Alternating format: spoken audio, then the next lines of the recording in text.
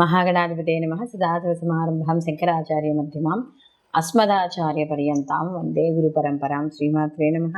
ప్రేక్షకులందరికీ స్వాగతం.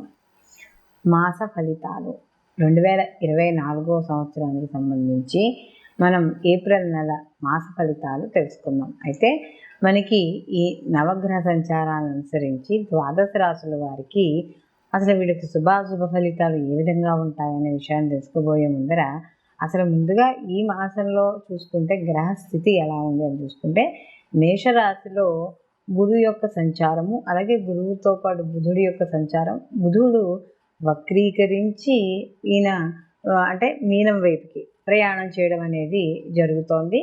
అలాగే మనకి రాహు వచ్చి మీనరాశిలో సంచారము, కేతువు వచ్చి కన్యారాశిలో సంచారము, శని భగవానుడు వచ్చి మనకి కుంభరాశిలో సంచారం, అలాగే శనితో పాటుగా ఇక్కడ కుజుడు కూడా మనకి సంచారం చేయడం అనేది జరుగుతుంది. ఈ కుజుడు ఏప్రిల్ 24వ తేదీ వరకు కూడా మనకి ఈయన శని భగవానుడితో కలిసి ప్రయాణం చేయడం అనేది జరుగుతుంది. తదనంతరం ఈయన మీనరాశిలోకి మార్పు చెందుతాడు. అలాగే రవి కూడా ఏప్రిల్ 14న మీనంలోంచి మేషంలోకి అంటే తన ఉచ్చక్షేత్రంలోకి ఈయన ఏదైతే సంచారం ఉందో అది జరుగుతుంది. అలాగే శుక్రుడు కూడా ఇప్పటి వరకు ఆయన ఉచ్చస్థితిలో ఉన్న ఆయన కూడా ఏప్రిల్ 25వ తారీఖున మీనంలోంచి మేషంలోకి సంచారం చేయడం అనేది జరుగుతోంది. అలాగే ఇక్కడ చంద్రుడు కానీ చూసుకుంటే ఈ మాస ప్రారంభంలో ఈయన ధనుస్సు రాశి నుండి అంటే మూలా నక్షత్రమే ధనుస్సు రాశి నుండి ఈయన యొక్క ప్రయాణం అనేది ఈ మాసం ఈయన మొదలు పెట్టుకోవడం అనేది జరుగుతోంది. కాబట్టి ఇప్పుడు మనం చూసుకున్నదంతా కూడా ఇప్పుడు మనం చెప్పుకున్నదంతా కూడా గ్రహస్థితి. ఈ మాసంలో ఈ గ్రహాల యొక్క స్థితిగతులను బట్టి వీళ్ళకి శుభాశుభ ఫలితాలు ఏ విధంగా ఉంటాయి అనే విషయాన్ని తెలుసుకుందాం. మిథున రాశిలోకి మృగశిర 3-4 పాదాలు, ఆరుద్ర 1, 2, 3, 4 పాదాలు, అలాగే పునర్వసు 1, 2, 3 పాదాలు మనకి మిథున రాశిలోకి వస్తాయి. మిథున రాశికి రాశాధిపతి వచ్చి బుధుడు. ఈ మిథున రాశి అధిపతి వచ్చి వీళ్ళకి లాభస్థానంలో వక్రీకరించడం, అలాగే లాభంలో గురువు ఉండడం, ఇవన్నీ కూడా కాస్త కొంత అనుకూలంగా ఉండడం అనేది జరుగుతుంది. అయితే ఇప్పుడు ఈ వక్రీకరించిన బుధుడు ఎక్కడికి వెళ్తున్నాడు, మళ్ళీ ఎలా వక్రీకరణ చూపిస్తున్నాడు అంటే దశమంలోకి వక్రీకరించడం అనేది జరుగుతోంది. కాబట్టి కాస్త ఉద్యోగ విషయాల్లో వాటిల్లో కూడా వీళ్ళకి కాస్త అనుకూలంగా ఉంది. ఎందుకంటే దశమస్థానం అనేది సహజంగా రాజ్యస్థానం కాబట్టి దాని వైపుకి వెళ్తుంది. అందులో రాజస్థానంలో రాహుతో పాటు శుక్రుడు కలిసి ఉండడం, శుక్రుడు కూడా దశమంలో ఉచ్చ స్థితిని పొంది ఉండడం, కాస్త కంబస్ట్ అయినా కూడా కాస్త ఉచ్చ స్థితిని ఉండడం వల్ల ఆర్థికపరమైన వ్యవహారాల్లోనూ ఉద్యోగ విషయాల్లో కూడా వీళ్ళకి అనుకూలంగా ఉంటుంది. అలాగే ఎప్పుడైతే రవి వీళ్ళకి కూడా మార్పు చెందుతాడో ఈ మిథున రాశి వాళ్ళకి తృతీయాధిపతి మార్పు చెందిన దగ్గర నుంచి కూడా కాస్త అనుకూలంగా ఉంటుంది. అలాగే ఏప్రిల్ 14 నుంచి ఈ యొక్క రాశిలోకి అంటే ఈ యొక్క ఆయన యొక్క ఉచ్చక్షేత్రంలోకి అయినా మేషరాశిలోకి సంచారం చేయడం అనేది జరుగుతుంది. కాబట్టి కమ్యూనికేషన్ రంగాల్లో సోదరుల వర్గాల్లో వాటిల్లో అనుకూలంగా ఉంటుంది. అలాగే ఇక్కడ నూతన ఎవరైనా మరీ గుర్తు తెలియని వ్యక్తులు పరిచయం అయినప్పుడు కాస్త జాగ్రత్త వహిస్తూ ఉండాలి. అలాగే వాహనాలు నడిపేటప్పుడు లేకపోతే వాహనం మీద వెళ్ళేటప్పుడు జాగ్రత్త వహించండి. అలాగే ముఖ్యంగా ఇక్కడ ఏవైతే డబ్బు పరంగా ఏవైతే ట్రాన్సాక్షన్స్ జరగట్లేదు ఇది అది అనుకుంటున్నారో వాళ్ళకి కొద్దిగా ఆలస్యం అవుతుంది. అలాగే కాస్త లోన్స్ అవి పెట్టుకునే విషయాల్లో కూడా కాస్త జాగ్రత్త వహిస్తూ ఉండాలి. అయితే ఈ యొక్క రవి మార్పు ఎప్పుడైతే 14వ తారీఖు తర్వాత నుంచి వీళ్ళకి జరుగుతుందో అప్పుడు కాస్త మనకి ఉద్యోగాల విషయాల్లో కానీ లేకపోతే స్థిరత్వం విషయంలో కానీ ఇలాంటి విషయాల్లో అప్పటి వరకు క్లారిటీ అనేది కరెక్ట్గా ఉండదు. కాబట్టి మిగతా విషయాల్లో అనుకూలంగా ఉంటుంది. అలాగే ఇక్కడ ముఖ్యంగా ఎవరైతే లాంగ్ టర్మ్ అలాగే వీళ్ళు ఏదైనా దూర ప్రయాణాలు కావచ్చు, లేకపోతే ఏదైనా తీర్థయాత్రలు కావచ్చు, విహారయాత్రలు కావచ్చు వెళ్ళేటప్పుడు కాస్త జాగ్రత్త వహించుకొని వెళ్ళాలి. అలాగే ఈ రాశిలో ఎవరైతే ఈ యొక్క బీపీకి సంబంధించినవి లేకపోతే ముఖ్యంగా ఈ మిథున రాశి వాళ్ళకి చూసుకున్న ఉదర సంబంధిత ఇబ్బందులు ఇలాంటివి ఏదైనా వస్తే వెంటనే వైద్యుడిని సంప్రదించడం అనేది ఉత్తమమైన విషయంగా చెప్పుకోవచ్చు. అయితే మనం ఇప్పుడు ఏ రాశికి ఆ రాశికి సంబంధించిన ఫలితాలు అనేవి చెప్పుకుంటున్నాం.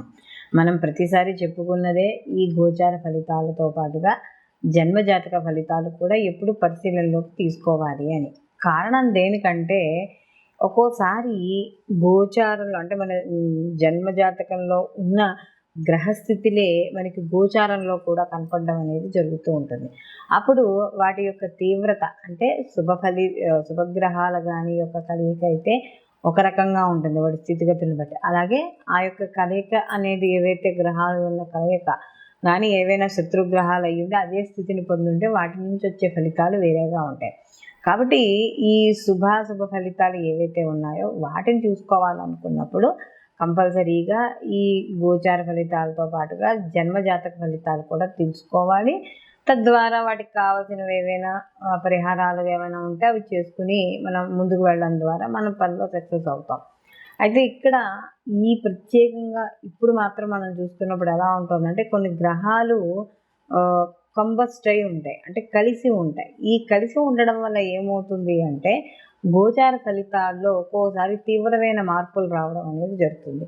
ఎలా అని కానీ చూసుకున్నప్పుడు ఏవైనా కొన్ని పాపగ్రహాలు అంటే లేదా శత్రుగ్రహాలు 2 గ్రహాలు కలిసినప్పుడు 2 లేక అంతకంటే ఎక్కువ గ్రహాలు అవి కలిసి ఒక రాశిలో ఉన్నప్పుడు ఆ రాశి నుండి అంటే వాళ్ళకి మొత్తం 12 రాశుల వారికి కూడా వాళ్ళ జన్మరాశి నుండి ఆ గ్రహాలు ఉండే స్థితిని బట్టి వాళ్ళకి మంచి చెడు సంబంధించి శుభ అశుభ ఫలితాలు పొందడం అనేది జరుగుతుంది. ప్రస్తుతానికి మనం ఇప్పుడు కానీ చూసుకుంటే ఈ మాసాల్లో చూసుకుంటే ఈ శని భగవానుడు అలాగే రవి లేకపోతే మనకి కుజ శనులు కుజ రవులు లేదా కుజ రాహువులు అలాగే రవి రాహువులు ఈ కలయిక ఏదైతే ఉందో ఇది కొంత అంటే కొంత సమాజంలో కావచ్చు, కొంత వ్యక్తిగతంగా కావచ్చు, కొంత వ్యతిరేక ఫలితాలను ఇవ్వడం అనేది జరుగుతుంది. అంటే కాస్త తెలియని అంటే ఎక్కువగా యాక్సిడెంట్స్ అవ్వడం కానీ లేకపోతే గొడవలు అవ్వడం కానీ అల్లర్లు జరగడం కానీ ఏదో రకంగా ఇలా దేశంలో ఏదో ఒక మూల కావచ్చు, లేకపోతే వ్యక్తిగత జాతకాల్లో చూసుకున్నప్పుడు గోచార ప్రకారంగా కూడా కొంత వాళ్ళకి ఈ ఇంట్లో కావచ్చు లేకపోతే ఏదైనా వాళ్ళు చేసే వ్యాపార సంస్థల్లో కావచ్చు ఇలా కాస్త మానసిక అశాంతి అనేది ఏర్పడుతూ ఉంటుందనేది మనకి ఇక్కడ కనబడుతుంది. కాబట్టి ఇక్కడ ఈ గోచార ఫలితాలతో పాటు జన్మజాతక ఫలితాలు అలాగే గోచారంలో కూడా ఉన్న మిగతా గ్రహాల యొక్క స్థితి ఏమిటి, ఏదైనా పాప స్థితుల్లో కానీ ఉంటే అసలు ఎటువంటి పరిహారాలు చేసుకోవాలి ఏమిటి అనేది కూడా మనకి ఈ వీడియో ద్వారా ఏ రాశి వాళ్ళకి ఆ రాశి వాళ్ళకి చెప్పడం అనేది జరిగింది. కాబట్టి అవి చూసుకోవడం ద్వారా కొంత ఇప్పుడు ఏవైతే ప్రతికూల ఫలితాలు ఉన్నాయో అవి దాటుకుని అనుకూలమైన ఫలితాలు మీరు పొందడం అనేది ఇక్కడ జరగడం ఉంటుంది. కాబట్టి అందరూ కూడా ఈ పరిహారాల్ని తప్పనిసరిగా పాటించుకోవడం ద్వారా మంచి అంటే ఏదైతే మనకు ప్రతికూల ఫలితాలు ఉన్నాయో ప్రతికూల ఫలితాలు తగ్గడం అనేది ఖచ్చితంగా జరుగుతుంది. సర్వే జన సుఖినో భవంతు, లోకా సంస్థ సుఖినో భవంతు.